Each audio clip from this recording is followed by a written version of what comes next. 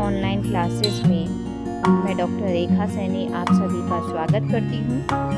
BA द्वितीय वर्ष हिंदी साहित्य का प्रथम प्रश्न पत्र, जिसका हमारा आज का शीर्षक है केशव दास द्वारा रचित रामचंद्रिका में वर्णित हनुमान का लंकागमन। प्रस्तुत अवतरण कवि केशव द्वारा लिखा गया रामचंद्रिका के जो हनुमान का लंका गमन है। हनुमान जी लंका कब गए थे? जब सीता माता की खोज करनी थी।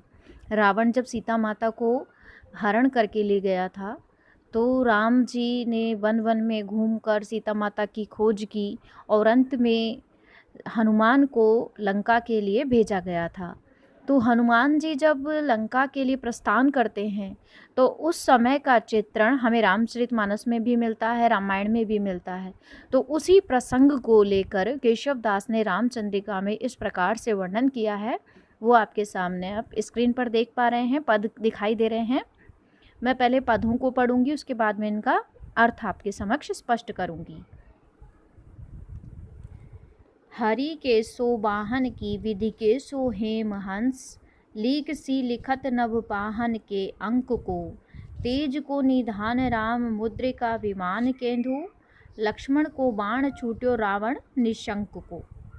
देखिए, इन पदों में कवि केशव दास जी क्या कहना चाह रहे हैं कि जब हनुमान जी जा रहे हैं वायु मार्ग से, तो कैसे प्रतीत हो रहे हैं आकाश में जाते हुए कि हरि के सो वाहन, हरि का वाहन यानी जो विष्णु भगवान है, जिन्हें हरि भी कहते हैं, उनका वाहन कौन है? गरुड़।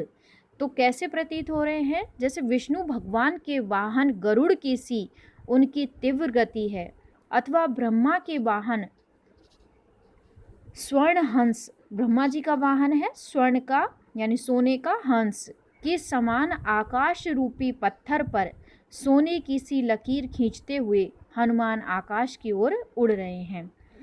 के हरि के सो वाहन की विधि के सो हेम हंस, ऐसे प्रतीत हो रहे हैं जैसे हरि का वाहन गरुड़ या विधि कहते हैं ब्रह्मा को, ब्रह्मा के स्वर्णिम हंस से उड़ते हुए आकाश में एक लीक सी, एक पत्थर की लकीर जैसी खींचते हुए, एक सोने की लकीर जैसी, पाहन का मतलब है पत्थर, पत्थर सी कसौटी पर सोने की लकीर सी खींचते हुए हनुमान प्रतीत हो रहे हैं, आकाश मार्ग में उड़ रहे हैं।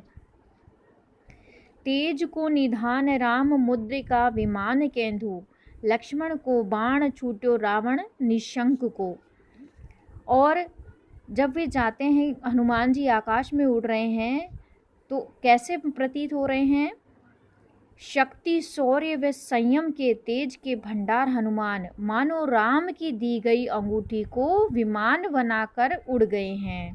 तेज को निधान यानी तेज, जो शौर्य शक्ति है उनके अंदर, उसके भंडार हैं कौन? हनुमान जी।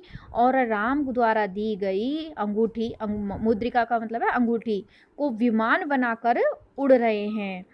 और क्या करने वाले हैं? लक्ष्मण को बाण छूट्यो रावण निशंक को, कि मानो घमंडी रावण को मारने के लिए लक्ष्मण ने बाण छोड़ा हो, ऐसे प्रतीत हो रहे हैं। कौन? जब हनुमान जी आकाश मार्ग से वायु की तरह तेज उड़ते हुए जा रहे हैं, तो ऐसे प्रतीत हो रहे हैं जैसे वो तेज के भंडार राम द्वारा दी गई अंगूठी को विमान बनाकर उड़ रहे हों।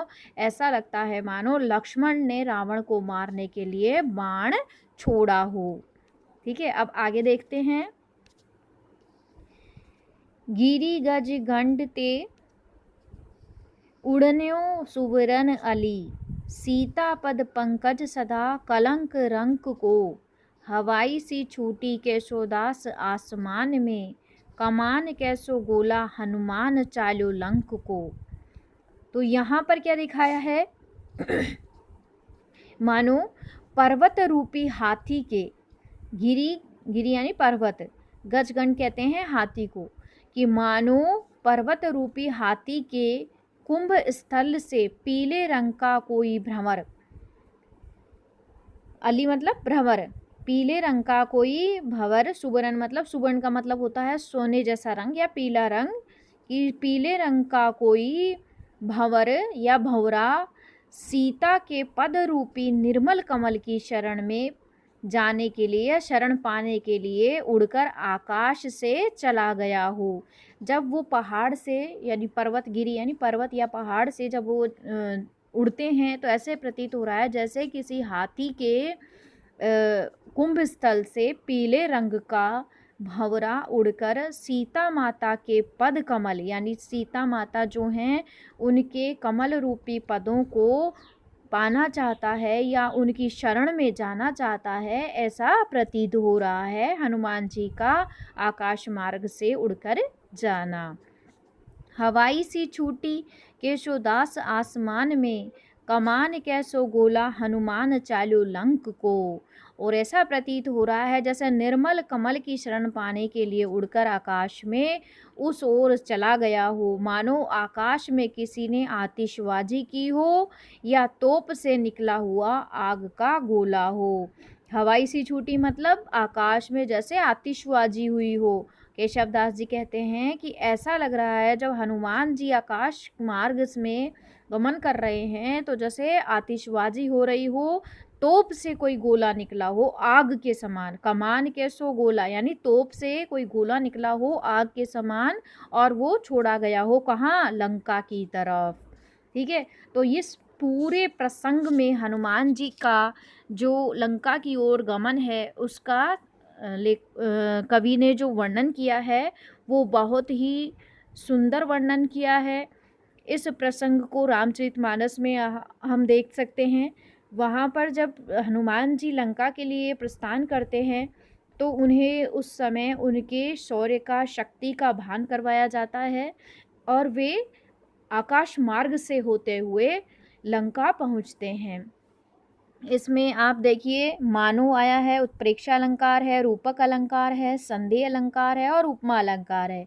आप स्थान स्थान पर इसमें अलंकार देखेंगे क्योंकि मैंने पहले ही बताया था कि केशव दास ने छंदों और अलंकारों का अतिशय प्रयोग किया है, बहुतायत में प्रयोग किया है।